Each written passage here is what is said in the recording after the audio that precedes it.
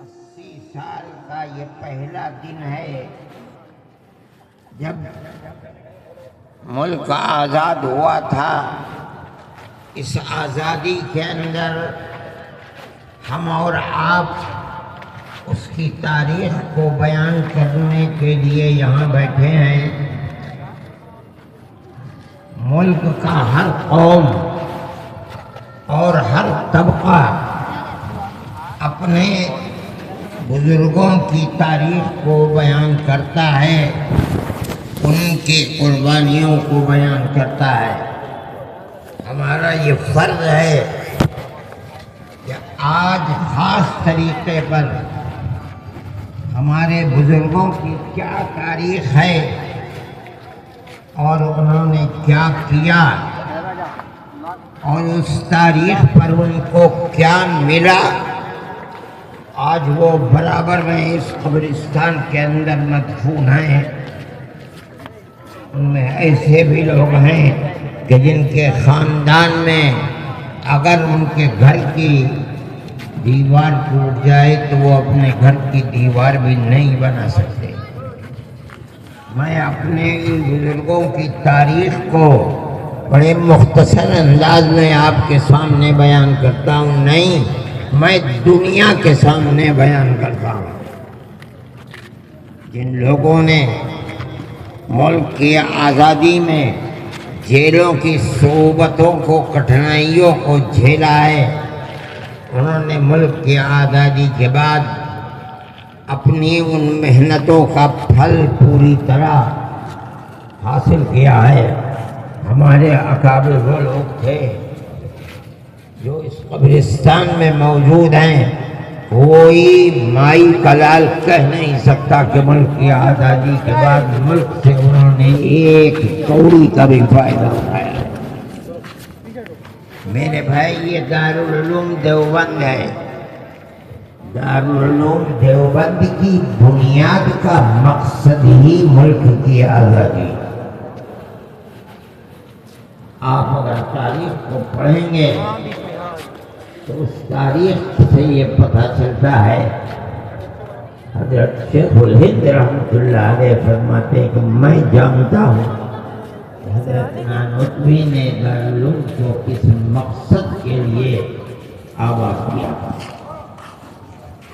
لیکن میں ایک بات کہتا ہوں کہ کیوں آباد کیا۔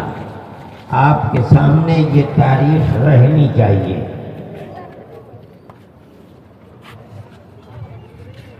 شاملی کے میدان کے اندر جو کچھ ہوا تھا، ابتدا میں ہمارے اکابر حضرت حاجی صاحب حاجی امداد اللہ صاحب مہاجر مکی اور ان سے وابستہ لوگ جیتے، لیکن انگریز کے پاس ایک طاقت تھی اس دنیا کی جس پر انگریز یہ دعویٰ کرتا تھا کہ ہماری حکومت کے اندر سورج غروب نہیں کرتا۔ انجام کے اعتبار سے شکست ہوئی، 1857 کے اندر ناکام ہو گئے۔ یہ دوسرا جہاد تھا۔ دنیا یہ سمجھتی ہے کہ 1857 کا آزادی ملک کے لیے جہاد پہلا جہاد ہے، مگر وہ نادان ہے، تاریخ سے ناواقف ہے۔ پہلا جہاد سن 31 کا ہے، جس میں شاہ عبدالعزیز صاحب محدث دہلوی کے بنائے ہوئے دو ان کے شاگرد سید احمد شہید اور شاہ اسماعیل شہید، دونوں کے دونوں شہید ہو گئے ہیں۔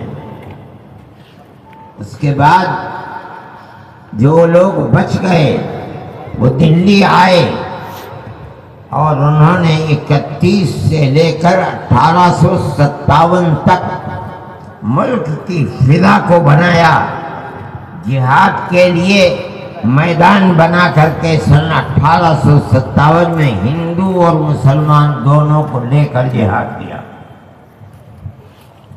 اس جہاد کے اندر بھی سنبھل، مراد آباد، دلی، میرٹھ دیوبند کے قریب یہ گاؤں ہے، گاؤں والے جانتے بھی نہیں۔ پھلاس اور سانپڑا، ان دیہاتوں کو آگ لگا دی گئی تھی، یہاں کوئی مکان نہیں رہ گیا تھا۔ یہ ان لوگوں کو قتل کیا گیا، پھانسی کے تختے پر چڑھایا گیا۔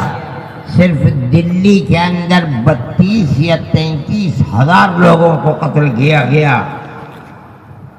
یہ تاریخ ہے ملک کی، اور اس کے اندر سب سے بڑی طاقت مسلمانوں کی تھی۔ اس کے بعد ہمارے اکابر کو، حضرت گنگوئی رحمۃ اللہ علیہ کو جیل میں بھیج دیا گیا۔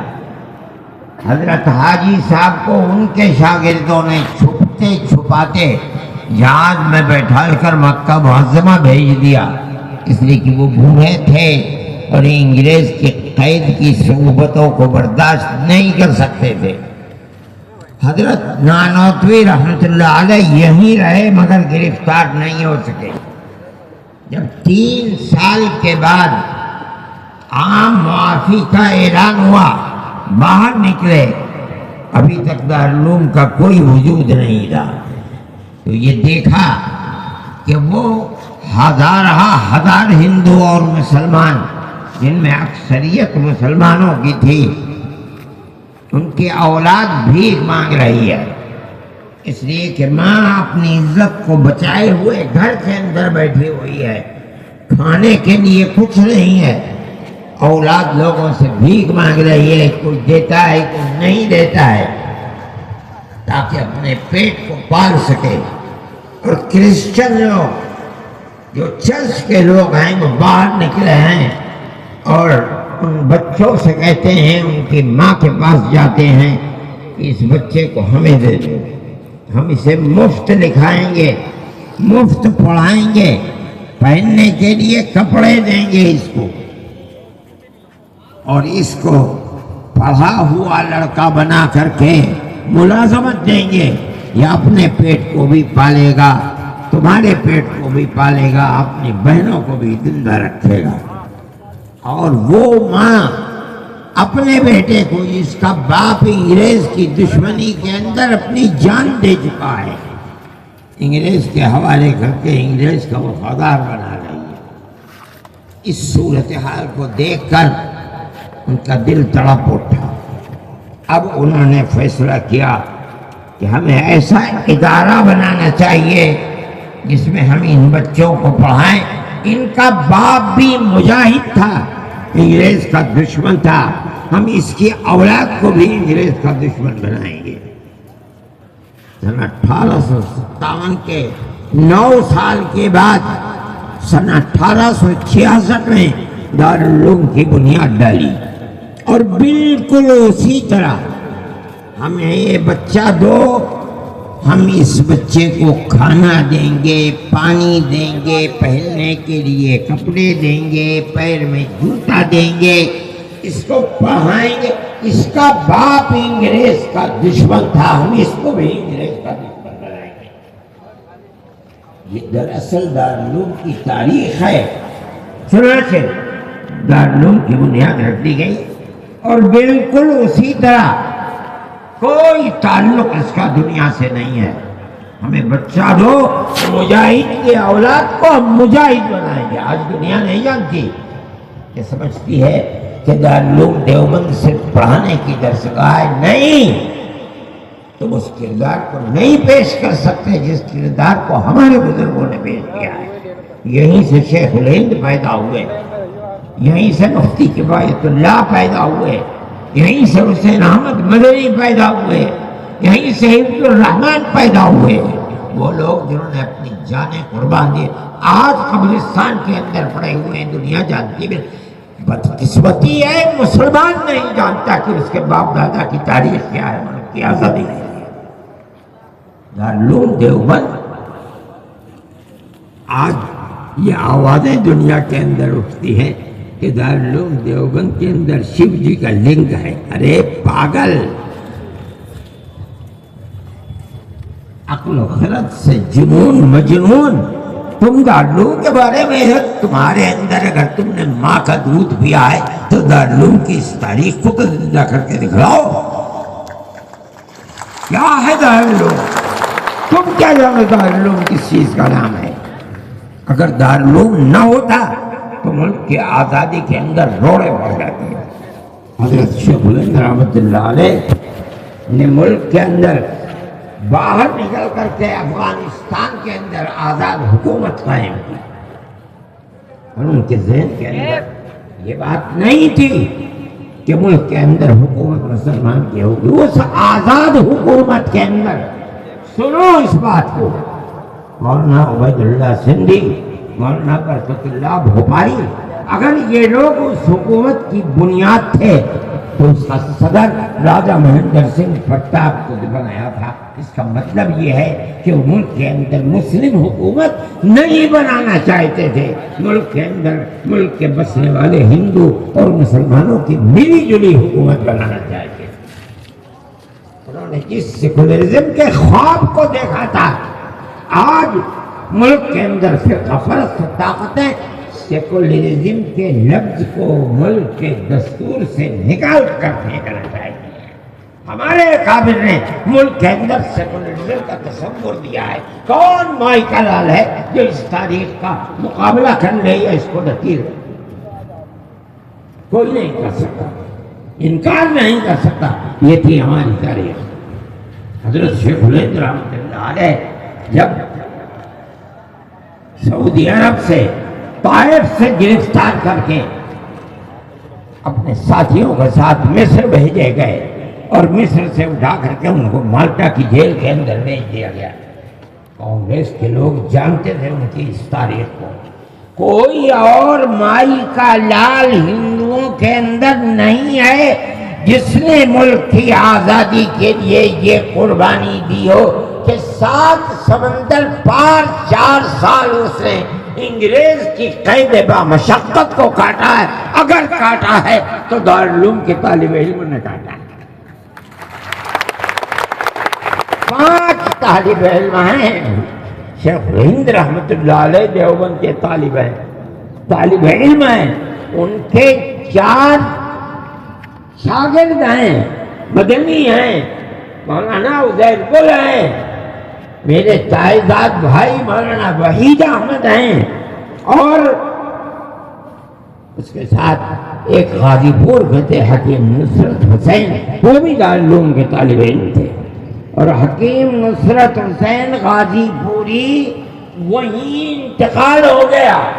جب بیمار ہوئے اور یہ بات طے ہو گئی کہ اب یہ نہیں بچ سکتے تو سنو، انگریز نے کہا کہ ہم آپ کو اجازت دیتے ہیں، آپ چاہیں تو ہندوستان چلے جائیں۔ کہا نہیں، میں مالٹا میں آیا ہوں، مرنے کے لیے آیا ہوں، میں یہاں مر جاؤں گا، ہندوستان نہیں جاؤں گا۔ ملک کی تاریخ ہے، ان کے قبر ہے مالٹا کے اندر۔ کوئی مائی کا لال ہے تو یہ بتائے کہ اس کی تاریخ کیا ہے؟ جو دارالعلوم دیوبند کی تاریخ ہے، یہ ہے وہ دارالعلوم دیوبند۔ حضرت شیخ الہند رحمۃ اللہ علیہ فرماتے ہیں کہ حضرت نانوتوی اور بزرگوں نے دارالعلوم دیوبند کو مجاہدین آزادی ہند پیدا کرنے کے لیے بنایا تھا۔ حضرت شیخ الہند رحمۃ اللہ علیہ نے اسی کی بنیاد رکھی، اپنے استاد سے جس طرح حدیث اور علوم و فنون کو لیا ہے، اسی طرح آزادی ملک کا سور جو انہوں نے بھوکا تھا اس کو بھی اٹھا کر کے چلے ہیں، اور کبھی چین و سکون کے ساتھ نہیں بیٹھے ہیں۔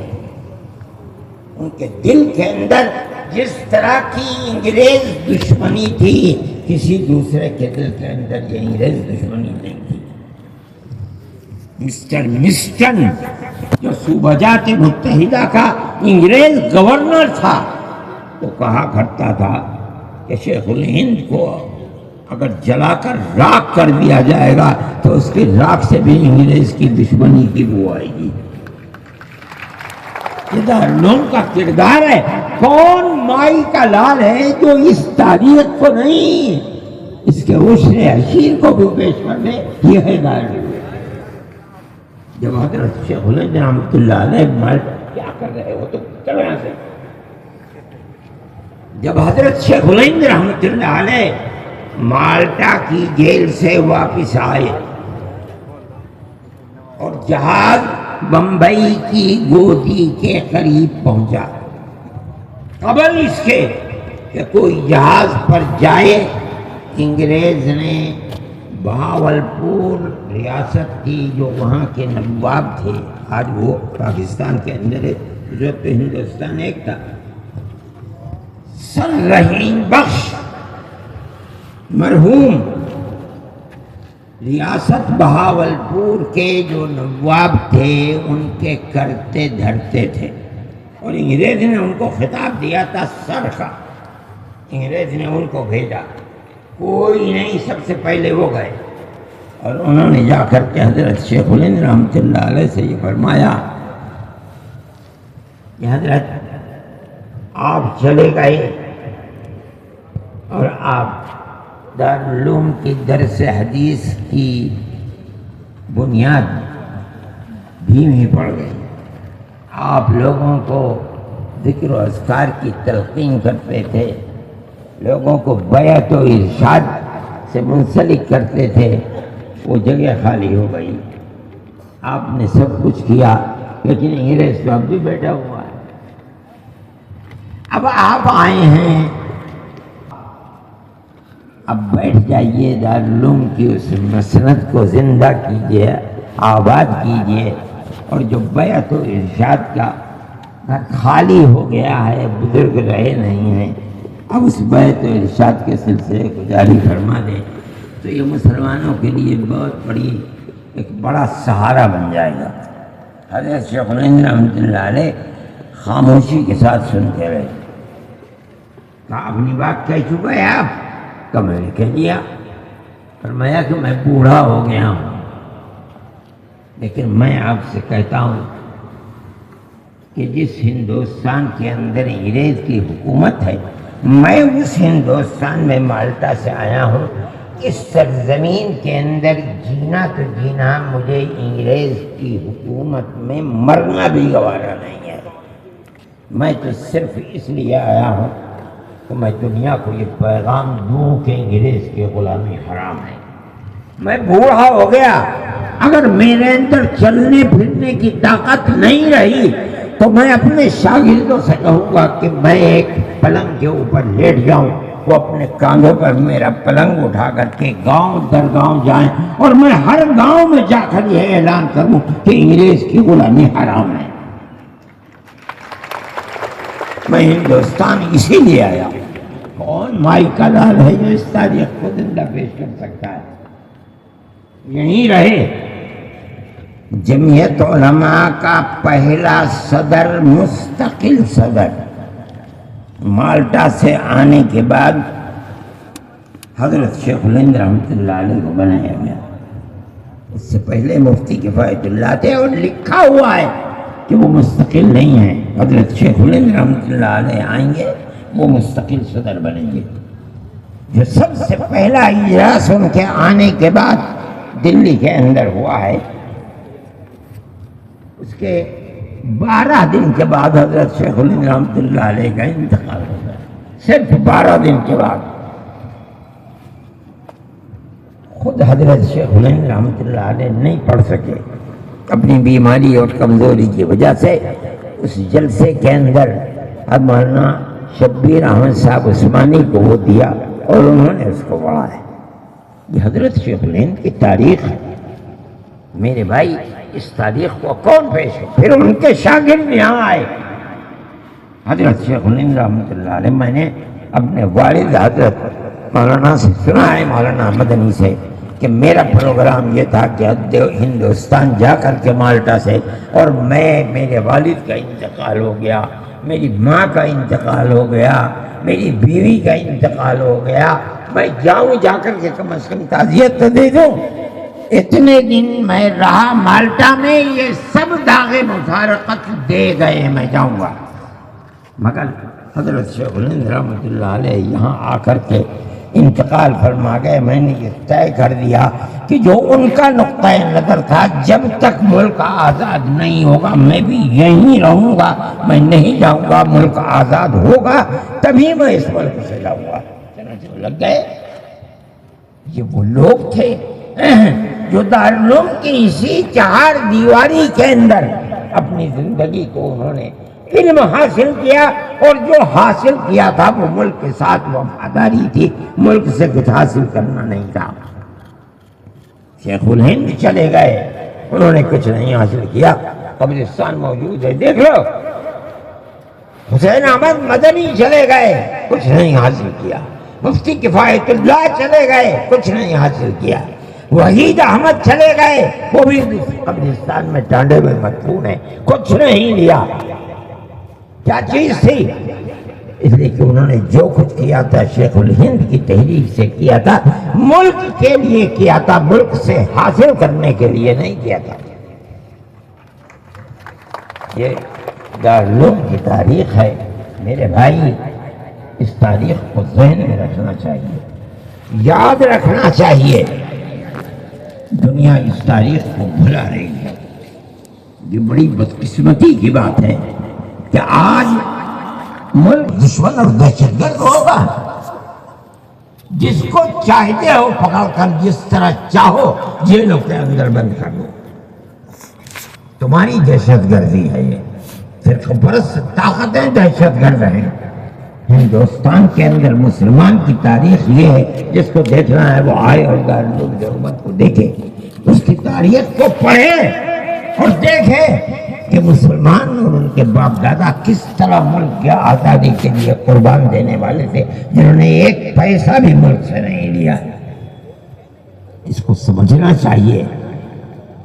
آج کی جو صورتحال ہے، جب ملک آزاد ہوا تو ملک کی دستور سازی کی جو کمیٹی تھی، مولانا حفظ الرحمان صاحب جو جنرل سیکریٹری جمعیت علماء کے تھے اور دارالعلوم کے فرق تھے، مولانا ابو الکلام آزاد تھے۔ مولانا اگرچہ دارالعلوم کے پڑھے ہوئے نہیں تھے، مگر جمعیت علماء ہند کی ورکنگ کمیٹی کے ممبر تھے، ملک کی دستور ساز کمیٹی کے یہ دونوں ممبر تھے۔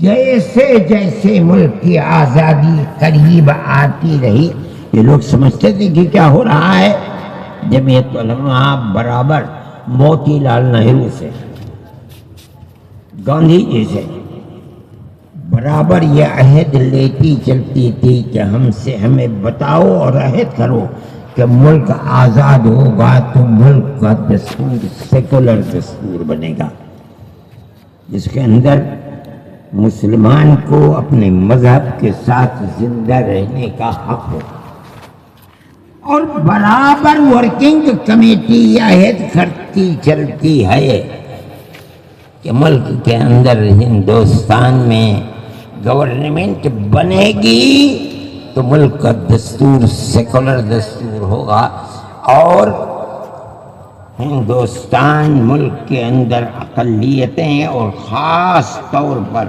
مسلم اقلیت اپنے مذہب کے ساتھ زندہ رہے گی۔ میں آپ کو اس زمانے کی ایک چیز جو حضرت رحمت اللہ علیہ کے قلم سے لکھی ہوئی ہے، میں آپ کو پڑھ کر سناتا ہوں، آپ یہ سنیے۔ ہری پور ضلع سورت کا اجلاس عام منعقدہ 19، 20، 21 فروری میں اس تحفظ کو ذیل کے الفاظ میں پاس کیا گیا ہے۔ کانگریس کا اجلاس ہے۔ ورکنگ کمیٹی نے اکتوبر 1937 میں، کانگریس کی ورکنگ کمیٹی نے کلکتے کی میٹنگ میں اقلیتوں کے حقوق پر جو تجویز پاس کی تھی اسے یہ کانگریس منظور کرتی ہے، اور نئے سرے سے اعلان کرتی ہے کہ ہندوستان کی اقلیتوں کے تمدنی، مذہبی اور لسانی حقوق کی حفاظت کرنا کانگریس کا پہلا فرض اور بنیادی پالیسی ہے۔ پھر پڑھیے اس لفظ کو، کانگریس اعلان کرتی ہے کہ ہندوستان کی اقلیتوں کے تمدنی، مذہبی اور لسانی حقوق کی حفاظت کرنا کانگریس کا پہلا فرض اور بنیادی پالیسی ہے، تاکہ حکومت کی کسی بھی ایسی اسکیم میں جس میں کانگریس شریک ہو اقلیتوں کو ترقی اور نشو و نما کا زیادہ سے زیادہ موقع مل سکے اور وہ قوم کی سیاسی، اقتصادی اور کلچرل زندگی میں پورا حصہ لے سکیں۔ آپ نے سنا، اب اس کے بعد سنیے۔ بنا بری اس بنیاد پر مسلمانوں کو مطمئن رہنا چاہیے کہ آزاد ہندوستان کی حکومت میں ان کا مذہب اور مذہبی فرائض کیا ہیں؟ وہ اذان، نماز، جمعہ، عید، روزہ، حج، زکوٰۃ، مذہبی تبلیغ، مساجد، مقابر، قربانی، مذہبی جلوس، مذہبی جلسے وغیرہ جملہ مذہبی رسوم اور مذہبی ادارے محفوظ ہوں گے۔ اور اسی طرح ابھی اور سنیے، اور اسی طرح ان کی تہذیب، ان کا تمدن، ان کے تعلیمی ادارے، خانقاہیں، امام باڑے، عیدگاہیں، تقیے، کربلائیں، آثار قدیمہ، اوقاف وغیرہ سب محفوظ ہوں گے۔ اور سنیے، اور اسی طرح ان کی زبان، ان کی شاعری، رسم الخط وغیرہ سب کے سب آزاد اور محفوظ ہوں گے، کسی پر کوئی رکاوٹ اور قید نہ ہوگی۔ مسلمان ہرگز دھوکہ دینے والے خود غرض اور خود غرضوں کے اعلی کار لوگوں کے دام فریب میں نہ آنا چاہیے، اور پورے اعتماد اور اطمینان کے ساتھ کانگریس میں داخل ہو کر جنگ آزادی میں جد و جہد کرنی چاہیے۔ شائع کردہ U P Congress election board, national Herald press, Lucknow, فروری 1946۔ یہ وہ دستور ہے اور وہ پالیسی ہے جو ملک کی آزادی کے وقت اعلان کر کے کانگریس نے ہم کو دی تھی۔ آپ خود فیصلہ کیجئے، آج موجودہ حکومت کے اندر جو اس وقت پالیسی اختیار کی گئی تھی کانگریس کی، آج دوسری پارٹیوں کی پالیسی کیا ہے بی جے پی کی؟ کیا ہماری مسجدیں محفوظ ہیں، مدرسے محفوظ ہیں، خانقاہیں محفوظ ہیں، مسلمان محفوظ ہے؟ ہر مسلمان کو دہشت گردی کی نظر سے دیکھا جاتا ہے۔ میرے بھائی، یہ میری اور آپ کی اور میرے اور آپ کے بزرگوں کی تاریخ ہے۔ آپ اس تاریخ کو پڑھیے، دنیا اس تاریخ سے ناواقف ہے۔ میں یہ کہتا ہوں کہ ملک آزاد ہو گیا، ملک کے اندر فسادات کے سلسلے شروع ہوئے، مسلمانوں کے خلاف، ہندوؤں کے خلاف فسادات نہیں ہوئے، بدھوں کے خلاف فسادات نہیں ہوئے، کچھ اکا دکا فسادات کرسچنوں کے خلاف ہو گئے، لیکن فسادات کے اندر 95 نہیں 98% فسادات اسی قوم کے لیے جس نے ملک کی آزادی کے لیے اس قلعے کو کھڑا کیا تھا۔ میں آپ سے نہیں کہہ رہا ہوں، میں ساری دنیا سے کہہ رہا ہوں کہ مسلمان کی اس تاریخ کے مقابلے میں اگر مائی کا لال ہیں تو اپنی تاریخ کو پیش کریں۔ میں نے حضرت رحمت اللہ علیہ کی زبانی اپنے گھر میں سنا ہے کہ جب حضرت شیخ الہند رحمت اللہ علیہ قیام گاہ پر جہاز سے اتر کر آئے ہیں تو ان کو لینے کے لیے مہاتما گاندھی اور اس زمانے کے جو بڑے بڑے لوگ تھے سب حضرت شیخ الہند رحمت اللہ علیہ کے قدموں میں گر رہے تھے۔ جب آئے ہیں اور فرمایا کرتے تھے کہ دونوں طرف تمام گھروں کی چھتیں ہندو اور مسلم عورتوں سے اور بچوں سے بھری ہوئی تھی، مردوں سے۔ وہ یہ دیکھتے تھے کہ یہ آدمی کون ہے جس نے ملک کی آزادی کے لیے مالٹا کے اندر اپنی تاریخ کو چھوڑا ہے۔ جب وہ دلی آئے ہیں اور پہلی مرتبہ دیوبند سے مراد آباد گئے ہیں تو مولانا جس بگی کے اوپر بیٹھ کر کے اسٹیشن سے ان کو لے جایا گیا، ہندو اور مسلمان اس بگی کو کھینچ رہے تھے، گھوڑے نہیں تھے اس کے اندر۔ یہ ملک کی تاریخ تھی، آپ کے بزرگوں کی تاریخ ہے، اس دارالعلوم کے پڑھے ہوئے لوگوں کی تاریخ ہے۔ اس کو یہ کہا جاتا ہے کہ دارالعلوم میں شیو لنگ ہے۔ ارے پاگل، انسانیت کے دشمن، یہ دارالعلوم جس نے ملک کے لیے یہ کیا ہے، آج اس دارالعلوم کے پڑھنے والوں کو تم دہشت گرد کہتے ہو۔ تمہاری عقل کے اوپر خاک پڑ رہی ہے اور اللہ اس خاک کو اور ڈالے گا۔ یہ آپ کی تاریخ ہے۔ وقت بہت ہو گیا ہے، میں اپنی بات اور بھی بتاتا اور یہ کہتا کہ ملک کی موجودہ صورتحال کے اندر ایک طرف مسلمان کا یہ کردار ہے، دوسری طرف ملک کی یہ تاریخ ہے۔ ہندوستان کے اندر 99% جو مدرسے ہیں، 99% وہ مدرسے دارالعلوم کی شاخیں ہیں۔ یہیں کے پڑھے ہوئے لوگوں نے ان مدرسوں کی بنیاد رکھی ہے۔ جن مدرسوں کے اوپر تم بلڈوزر چلا رہے ہو، جن مسجدوں پر بلڈوزر چلا رہے ہو، میں کہتا ہوں کہ وہ اسی دارالعلوم کی شاخیں ہیں۔ اس کی بنیاد ہی یہ ہے کہ ہندوستان کے اندر بھائی چارگی، محبت، ہندو مسلم اتحاد ہو۔ میں ان لوگوں کو جانتا ہوں، میں نے دیکھا ہے، یہی سہارنپور کے لوگ، حضرت مدنی رحمۃ اللہ علیہ سہارنپور کی جیل میں تھے، لوگ آیا کرتے تھے حضرت کے پاس، اور باتیں روزانہ جو لوگ تھے ہندو مسلم سب آیا کرتے تھے، ایک ہندو آتے نہیں تھے، چند دن کے لیے آئے اور اس کے بعد چھوڑ دیا۔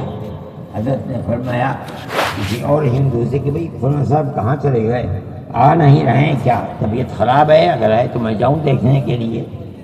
کہا میں دیکھ کے آتا ہوں۔ چنانچہ گئے اور آ کر کے حضرت سے فرمایا طبیعت ٹھیک ہے ان کی۔ اگلے دن وہ آ گئے پھر حضرت کی مجلس میں۔ حضرت نے فرمایا کیا بات ہے، کیوں نہیں آتے ہیں آپ کو مجھ سے کوئی شکایت ہے؟ فرمایا بالکل نہیں مولانا، میں آپ کی مجلس میں نہیں بیٹھوں گا، مجھے یہ خطرہ ہے اگر میں بیٹھا کروں گا تو میں اپنے مذہب کو چھوڑ کر اسلام مذہب کو اختیار کر لوں گا، اور میں اپنے مذہب کو چھوڑنا نہیں چاہتا۔ یہ آپ کی تاریخ ہے، بھائی چارے کی تاریخ ہے، پیار و محبت کی تاریخ ہے۔ آج حکومت کی بنیاد جو بنیادی پتھر ہے وہ اسی بھائی چارے کی تاریخ کو آگ لگا کر نفرت کی آگ کو جلانا ہے۔ میں کہہ رہا ہوں اس بات کو، اور کیا ہو رہا ہے ہندوستان کے اندر؟ آپ اسلام کو مٹانا ہی تو چاہتے ہیں، اسلام کی تاریخ کو مٹانا چاہتے ہیں، مسلمان کو گھر واپسی کے پروگرام کے اندر لا کر کے ہندو بنانا ہی تو چاہتے ہیں۔ یہ پیار و محبت کی تاریخ نہیں ہے، یہ نفرت کی تاریخ ہے جس کو آپ بڑھانا چاہتے ہیں۔ ہم اس کے خلاف ہیں۔ آپ اس تاریخ کو دیکھیں کتنے دن چلا سکتے ہیں۔ یہ تاریخ ہے اسلام کی، جو آج کی تاریخ نہیں ہے، اسلام کی 1400 سال کی تاریخ ہے۔ پہلے دن جب نبوت آپ کو ملی ہے مکی زندگی کے اندر، مکہ آپ کا مخالف ہو گیا۔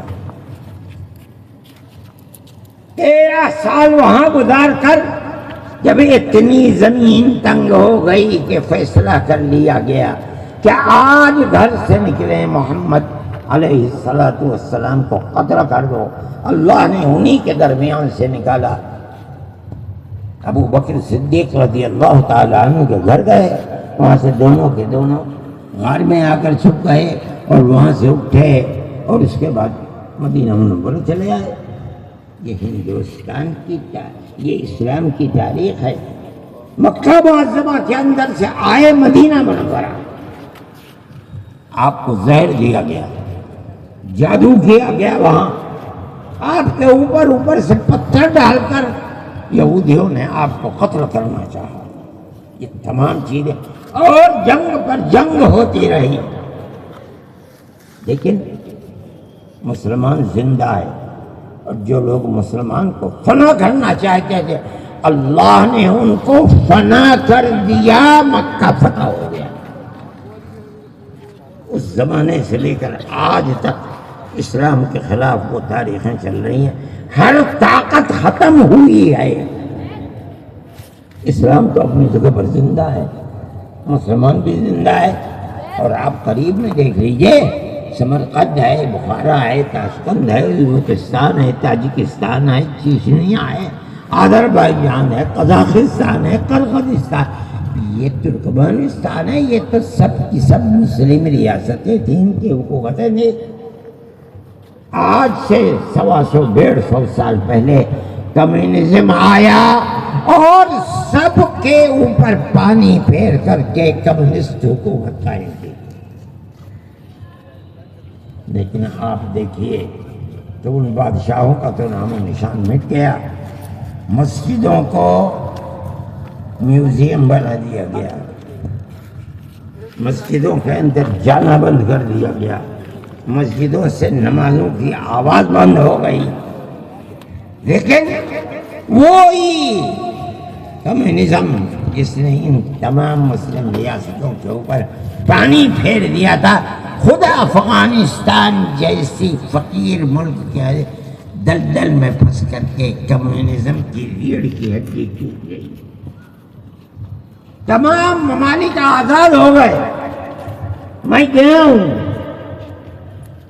جن مسجدوں کو میوزیم بنا دیا گیا تھا، آج ان مسجدوں سے 5 وقت کی آواز اللہ اکبر کی پھر آ رہی ہے۔ چیچنیا کی مسجد میں روس کا صدر جا کر کے قرآن کو اٹھا کر کے اپنے سینے سے لگاتا ہے اور دنیا اس کی تصویر کو دیکھتی ہے۔